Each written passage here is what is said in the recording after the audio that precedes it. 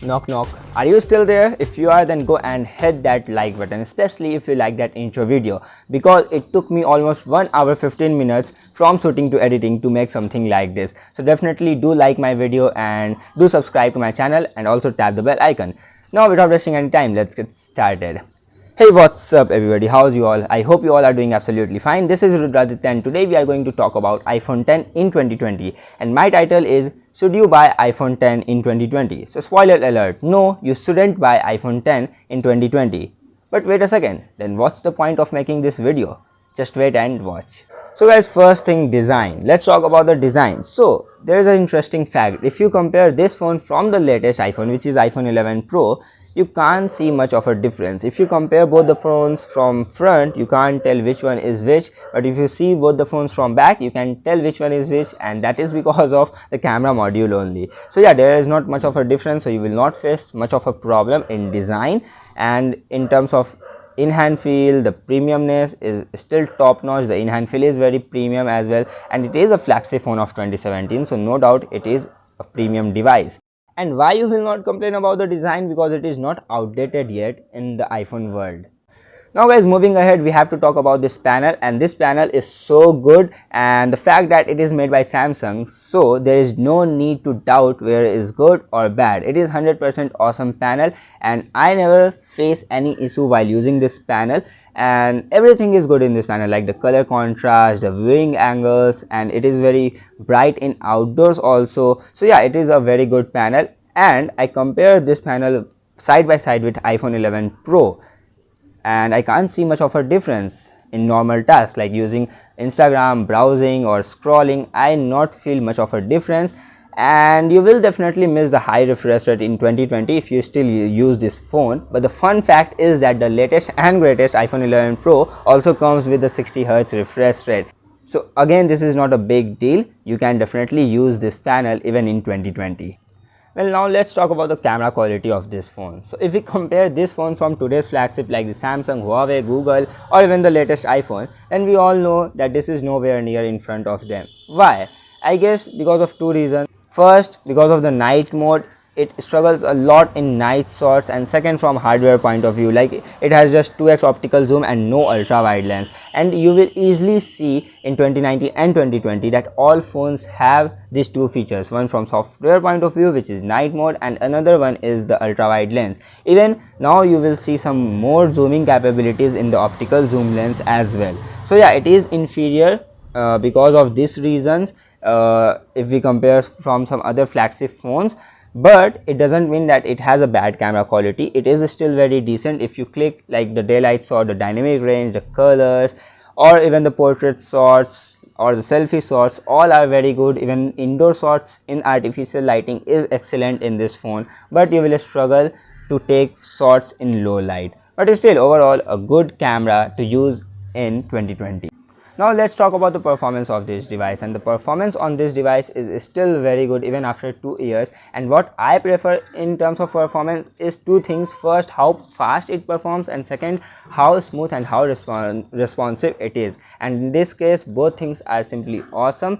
It is very smooth, very responsive and very fast in terms of performance. Yeah, it lacks in terms of multitasking, but I am not a guy who multitasks a lot, so definitely it's not my first priority, because I am not a guy who open 20 or 15 apps at the same time in recent apps, so it doesn't matter for me. But otherwise it is very good in terms of performance, and you can do any task in this phone, like you play heavy games, or you can edit video on this phone, or you can do any task. It will not disappoint you. So a very good phone. But if you game a lot, then maybe this phone creates some problem, not because of the performance but because of the battery, because the battery of this phone is not so good, and you will get 4 to 5 hours of screen on time in normal users, and if you game a lot, then definitely you will see less screen on time. So it is a very good phone, but the battery life is decent enough, not so good, not so bad. Well guys, we talked about the battery life, but if we talk about the charging speed of this device, then it's super slow, and it annoys me a lot because it has a 5-watt charger out of the box. Well, it has support of fast charging, but you have to buy it a fast charger separately for that. So yeah, a decent battery backup in normal uses with a super slow charging speed. But hey, I know most of you are thinking about that what about the software support, because this is more than 2-year-old iPhone. But I can tell you that you can easily use this device 3 to 4 more years from now onwards, because that's the beauty of Apple iPhones, because their software support is so huge and so good. It brings like dark mode, the swipe typing, and so many things with the updates. And maybe you will get some more updates in recent time with iOS 14, iOS 15, and so on. So yeah, it's not a Samsung device which get you the just 2 major updates. It will easily give you so many updates, so many updates it will give you, like the major update. So there is no need to take tension about the software updates. So now guys, let's talk about the conclusion of this video. So maybe there are two type of viewers who are watching this video right now. First one, who are already using this phone iPhone 10 in 2020 and maybe they are thinking to upgrade to the newer models, and second one who are thinking to buy this phone in 2020. So my answer to the first type of viewers is like, if you are thinking to upgrade, then don't upgrade, hold on, you can wait for the 2020 iPhones, because there are so many things which is missing in both the phones, like in this phone as well as in the latest iPhone 11 Pro, like the USB Type-C port, the reverse wireless charging, and the high refresh rate definitely. So maybe you will get all these things in the 2020 iPhone, so you should wait for the 2020 iPhone.